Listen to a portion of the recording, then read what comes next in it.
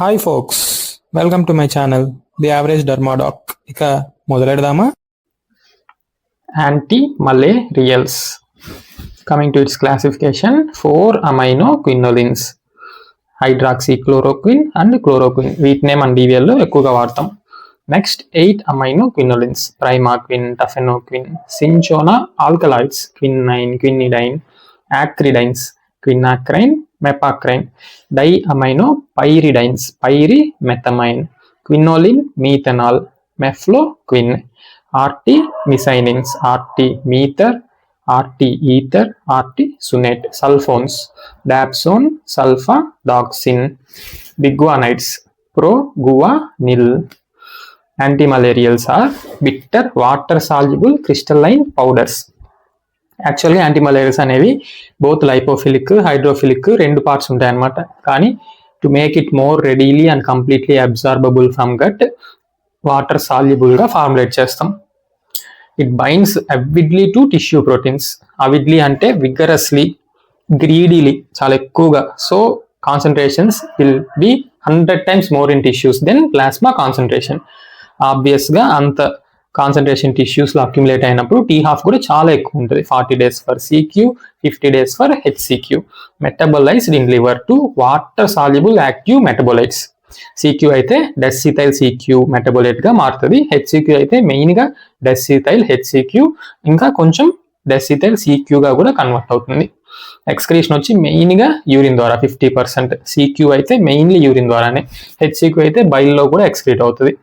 ఎలానో లివర్లోనే కాబట్టి మెటబలైజ్ అయ్యేది, సో బైల్ ద్వారా ఫీసిస్ ద్వారా ఎక్స్క్రీట్ అవుతుంది. ఇంకా small amounts of antimalarials are excreted via saliva, sweat, breast milk. Because of lipophilic component కూడా ఉంటుంది అన్నాను కదా, so it can easily cross blood brain barriers, placenta, breast milk. Mechanism యాక్షన్లో main light filtration. So ఈ mechanism యాక్షన్నే మనం మన స్కిన్కి UV induced cutaneous reactions in LE, PMLE వీటికి వాడతాం అనమాట. Next immunosuppression by inhibiting tall like receptors, antigen antibody complex formation.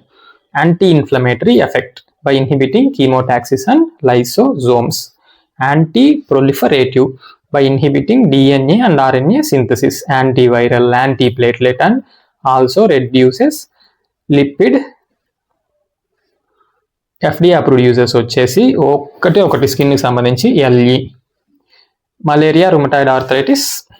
Of label users వచ్చి photo sensitive diseases, granulomatous diseases, benign lymphocytic infiltrates and some others. దీని list కావాలంటే నా full length వీడియోకి వెళ్ళి మీరు చూసుకోవాల్సిందే.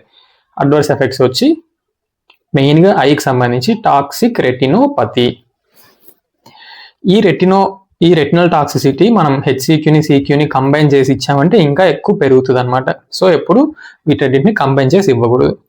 GI side effects like nausea, vomiting, diarrhoea. CNS side effects like toxic సైకోసిస్, confusion, headache, seizures, restlessness.